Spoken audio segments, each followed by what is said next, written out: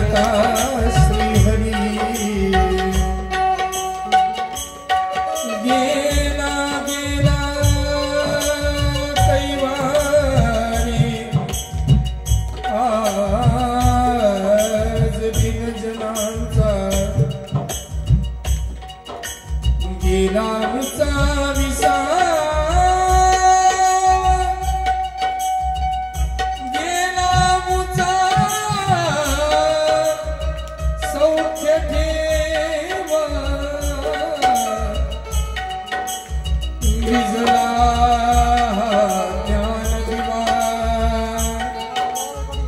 कालरूपी वार्या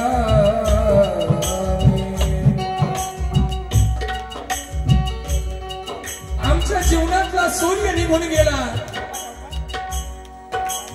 आमच्या हृदयातलं तेज निघून गेलं आमच्या शिरावरची छाया निघून गेली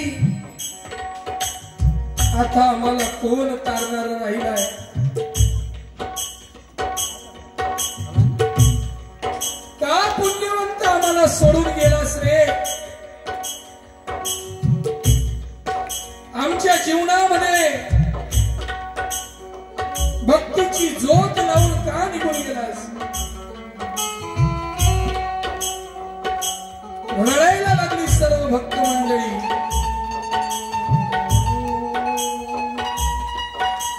पंचमीचा दिवस आहे आणि त्या दिवशी महाराज समाधिस्थ झाले सर्व लोक रडायला लागले हो आज लोटला नर्मदेला आज लोटला नर्मदेला अश्रूंचा पूर निघाला गजानन दूर निघाले गजानन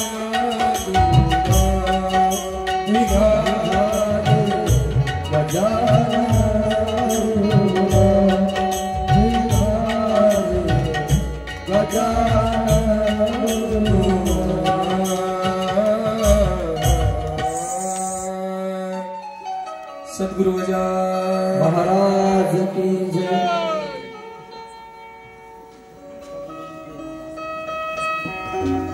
त्यानंतर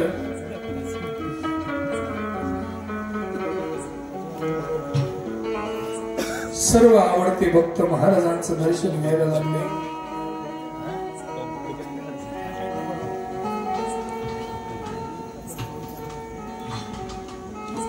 कोणी म्हणायला लागलं अहो काही भक्तांना महाराजांची समाधी बघायला मिळाली नाही बघा ना त्यांच्या डोक्यावर लोणी ठेवून कदाचित त्यांनी आपला प्राण मस्तकामध्ये थांबवला असावा आम्हाला दर्शन देऊन जाते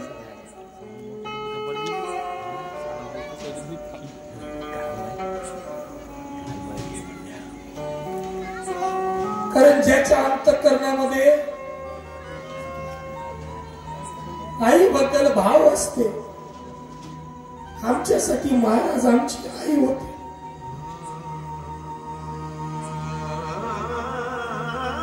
आणि महाराज आमची आई होते म्हणून बघा ना त्यांना उठवून जरा आम्हाला दर्शन देतील आमच्याकडे बघते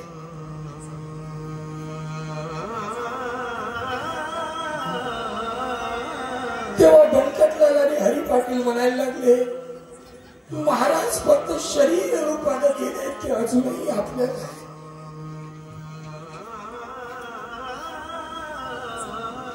त्यामुळे त्यांची प्रचिती आपण घ्यायला नको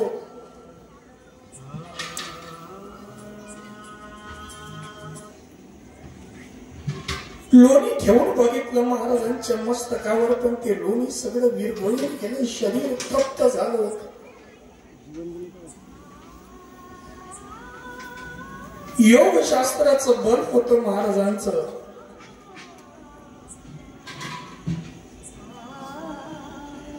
गोविंद शास्त्री म्हणायला लागले अरे एका दिवसाचं काय घेऊन बसला महाराज आपल्या जीवनामध्ये आपण असे पर्यंत राहतील हे आश्वासन देऊन गेले.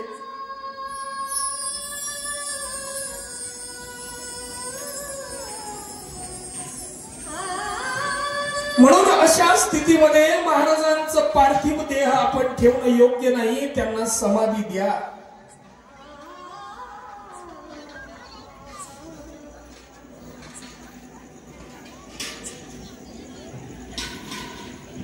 हजारो लोक टाळ घेऊन त्या ठिकाणी दिंडी घेऊन तयार झाले.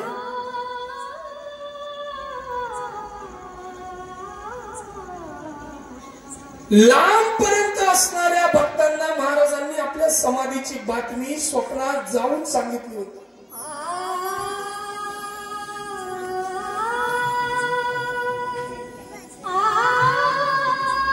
अपार मेळा ऋषीपंचमीला शेगावामध्ये जमला. रथ तयार केल्या, दिंड्या, अपार दिंड्या जमल्या. रस्त्यामध्ये सडे टाकले, रांगोळ्या काढल्या, रथात मूर्ती ठेवली महाराजांची, मिरवणूक काढली महाराजांची मूर्ती ठेवली. नाना प्रकारे वाद्य वाजायला लागले. दिंड्या मिळाल्या, भजनाचा गजर होऊ लागला. तुळशी, बुक्का, गुलाल, फुलं उधळायला लागली.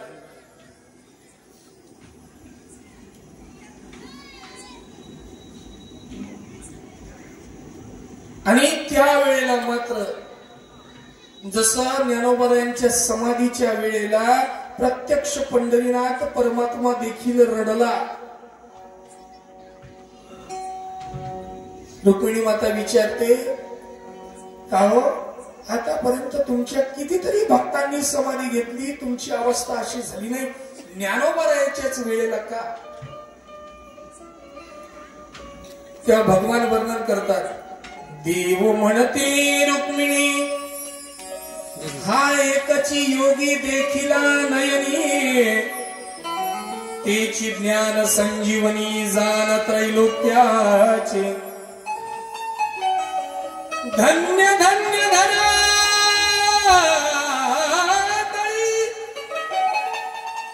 जो हाते दृष्टी निहाय, तो हात येईल टाळी वैकुंठ भुवनासी. जो याला डोळ्यानं बघल ना तो टाळी वाजवत वैकुंठाला येईल.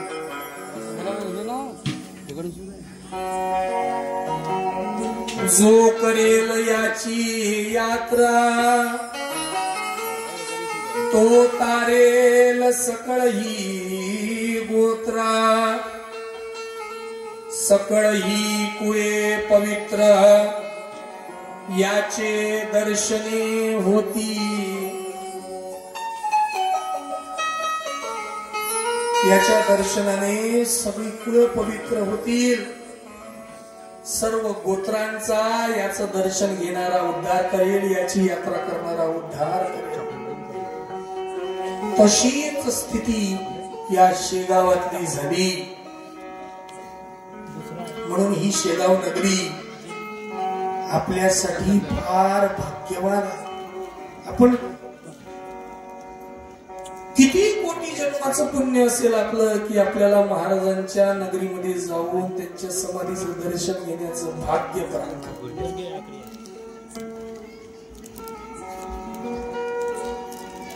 आणि एवढंच नाही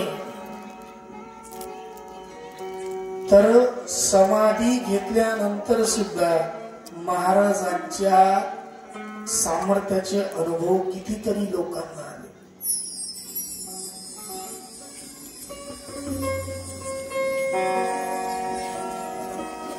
देहांताच्या नंतरही किती जना अनुभव येई, पडत्या मजुरा झेलिले, अंगावरती खांब पडे,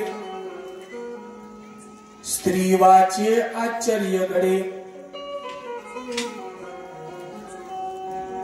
महाराज गेल्यानंतर महाराजांच्या मठाचं काम चालू असताना जेव्हा तो खांब पडला त्या स्त्रीच्या अंगावर, त्यावेळेस त्या स्त्रीनं सांगितलं की माझ्या अंगावर खांब पडत असताना कुणीतरी एक बलवान मनुष्य हात धरून त्या खांबाला बाजूला घेऊन गेला.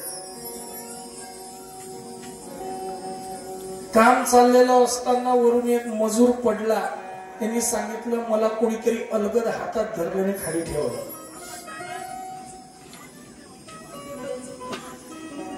माझ्या ढोपराला टाळा दिसतो का तुम्हाला? सवरच्यानं दिसत आहे. मी 8वीत असताना माझा ऍक्सिडेंट झाला.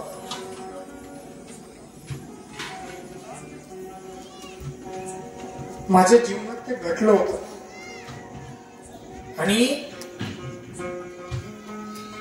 सायकल घेऊन जात असताना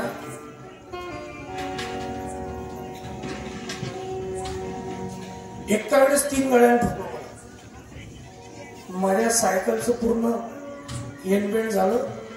त्या सायकलची अवस्था पाहिल्यावर कुणी असं म्हणेल की याच्यावर ऍक्सिडेंट झालेला वाचला नसेल. मी जेव्हा पडलो तेव्हा समोरून ट्रक येत होता. माझी मान आणि त्या ट्रकाचा चाक, आणि त्यावेळेस मला असं जाणवलं स्वतःला की मी सायकलवरून उडल्यानंतर कुणीतरी मला अलगद उचलून खाली ठेवलं.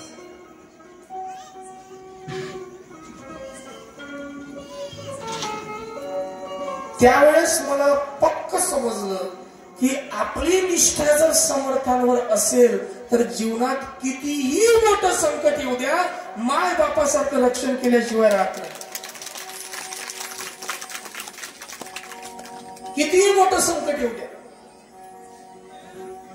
ती प्रचिती मी बघितली आणि त्याच प्रतीचे वर्णन 20व्या अध्यायामध्ये दासगणू महाराजांनी केले. किती लोकांना अनुभव आले.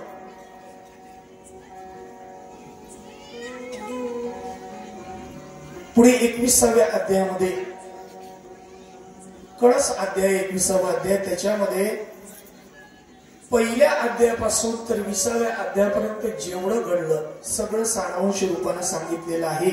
म्हणून ज्याला 21 अध्यायाचं पारायण शक्य नसेल त्यांनी शेवटच्या अध्यायाचं जरी पारायण केलं तरी पूर्ण 20 अध्यायाचं पुण्य लागतं, असं ग्रंथाचं महत्व आहे.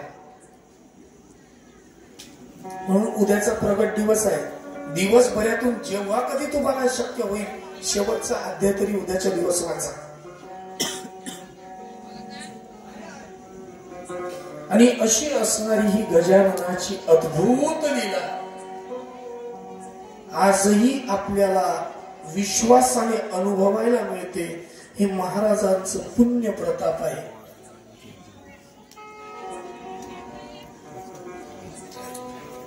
आणि जसं महाराजांच्या मठामध्ये दानाला महत्व आहे तसं आपणही या ठिकाणी आज आपला म्हणजे आपला शेवटचा दिवस आहे. कारण 7च दिवसात मरणार आहोत आपण. आज 7वा दिवस आहे. कधी जाऊ सांगता येत नाही.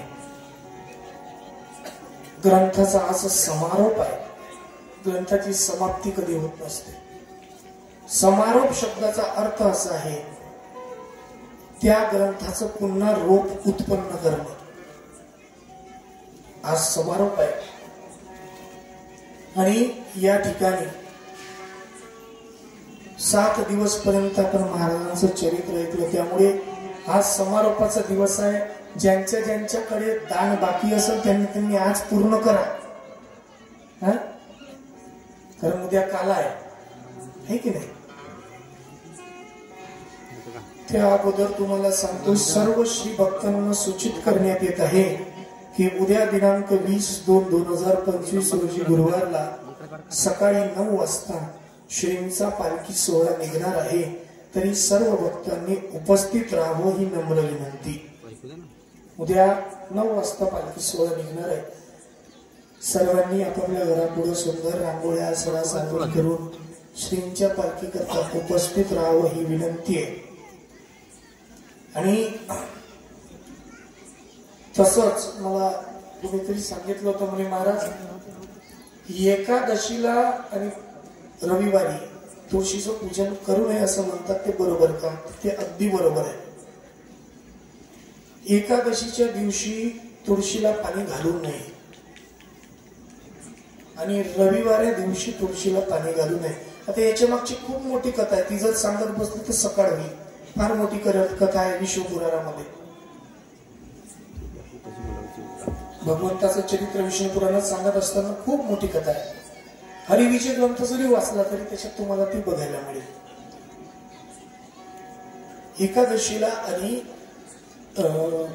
रविवाराला तुळशी पूजन वर्ज्य सांगितलेलं आहे.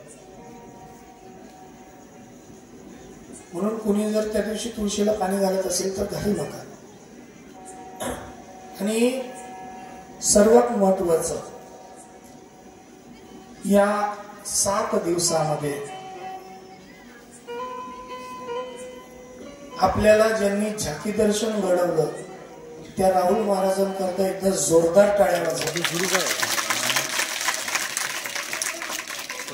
ज्यांनी झाकीमध्ये पात्र धारण केलं त्यांच्यासाठीही टाळ्या वाजवा.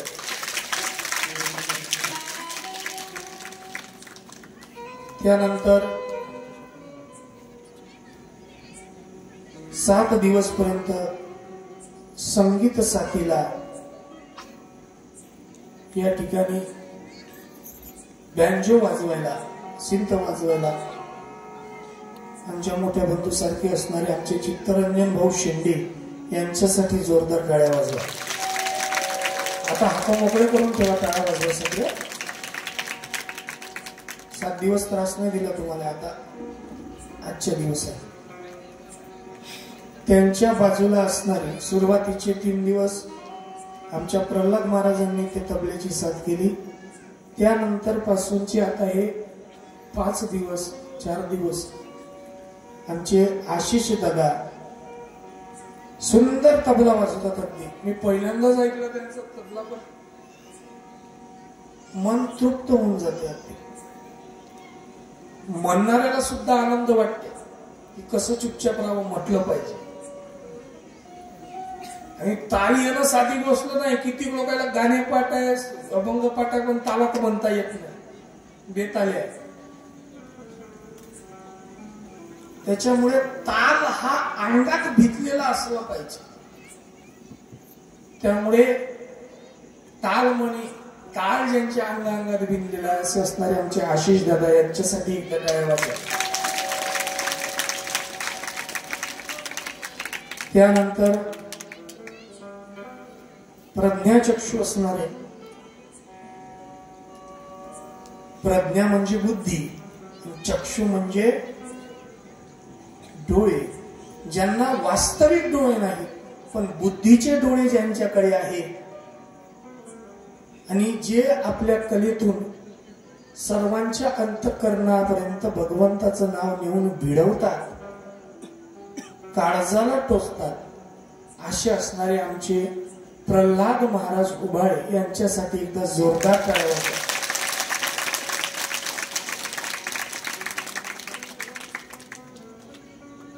त्यांच्या बाजूला असणारे सर्व गुण संपन्न, मी तोंडावर स्तुती करतो असं नाही, मी माघारी सुद्धा बोलत असतो. आपल्याला ज्यांची कला आवडली त्यांची स्तुती तोंडावरच केली पाहिजे असं नाही, माघारी सुद्धा होत असते. सर्वच वाजवतात ते. काल सांगितलं मी, तबला, पेटी, हार्मोनियम काय असेल नसेल ते वाजवतात. आमच्यासारखे किती महाराज वाजवले आतापर्यंत ते ना.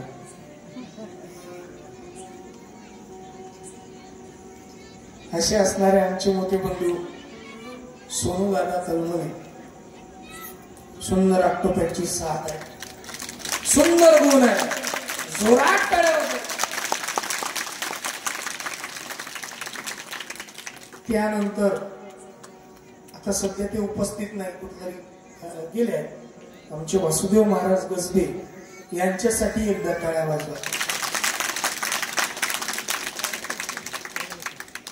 सगळ्यात महत्वाचं,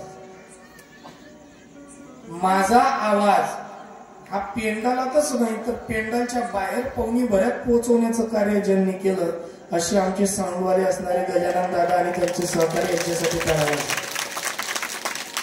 खूपच सुंदर साऊंड आहे. तीन मात्र त्रास आहे.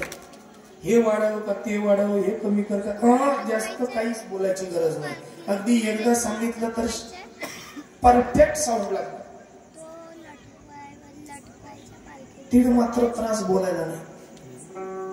कुठं कुठं आवाज बसून जातात साऊंड मध्ये बोलून.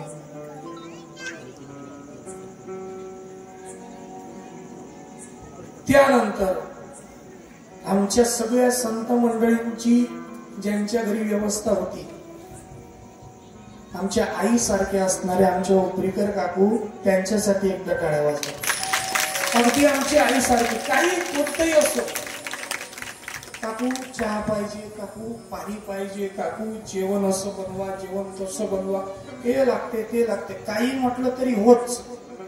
नाही म्हणायचंच नाही कोणत्या गोष्टीसाठी, होच. आणि त्यातल्या त्यात त्यांच्या सगळ्या महिला मंडळ ग्रुप, तोही काही लागलं की असते. यापेक्षा अधिक व्यतिरिक्त असणारे हे सर्व नियोजन ज्यांनी घडवून आणलं, हे सर्व ज्यांच्या परिश्रमातून सार्थक झालं, मी महाराजांच्या चरणी प्रार्थना करतो की त्या कार्यकर्त्यांच्या हातून जोपर्यंत चंद्र सूर्य तोपर्यंत हे कार्य असंच होऊ दे. टाळ्या वाजवायच्या. कारण सत्य संकल्प करणं गरजेचं नाही, तो टिकवत चालवणं हे महत्वाचं आहे. आणि ते कार्य ही कार्यकर्ता मंडळी करत आहेत. त्यानंतर आता तुम्ही म्हणाल मला सगळ्याच झालं, आम्ही 7 दिवस ऐकायला येऊन राहिलो ना बापा, तुमचं काय वर्णन करावं. तुमचं वर्णन ज्ञानोबा करतात. प्रभू तुम्ही महेशाची या मूर्ती, मी दुबळा अर्चितसे भक्ती, मनोनी बोल जरी गंगावती तरी स्वीकाराल की. तुम्ही सगळे शंकराचे अवतारात म्हणून तुमच्या चरणी साष्टांग दंडवत प्रणाम करतो. एकदा स्वतःसाठी टाळ्या वाजवा.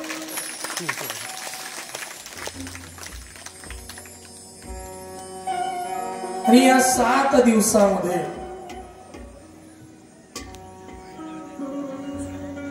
माझ्या बोलण्यामधून जर काही चुकीचे शब्द निघाले असतील, तुमच्या हृदयाला ठेच पोहोचली असेल, तुमचं अंतःकरण माझ्याकडून दुखावल्या गेलं असेल, नातरी बाळक भोबळा बोली का वाकुळा विचुका पाऊली, ते चोज करुणी माऊली रिझे जेवी. जसं एखादं लहान मूल तोतड तोतड बोलल्यानंतर आई त्याच्या बोलण्याचा राग मानत नाही आणि आनंदी होते, तसं तुमचाच लेकरू समजून माझे अपराध बोलणे क्षमा कराल ही अपेक्षा करतो. किंबहुना तुमचे केले धर्म कीर्तन हे सिद्धी नेले, येत माझे जे उरले ते पायी कपन. पायाच्या प्रसादे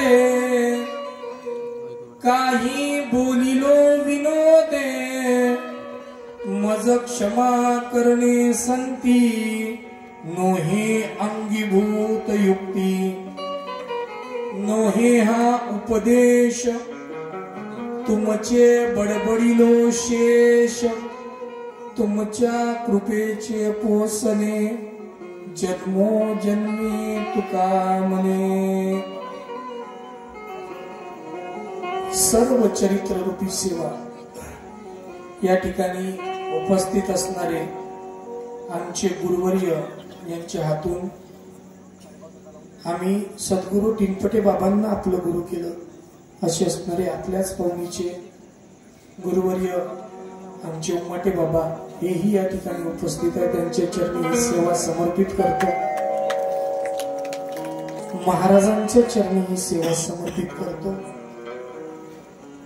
सर्व स्नेही मंडळींच्या चरणी समर्पित करतो.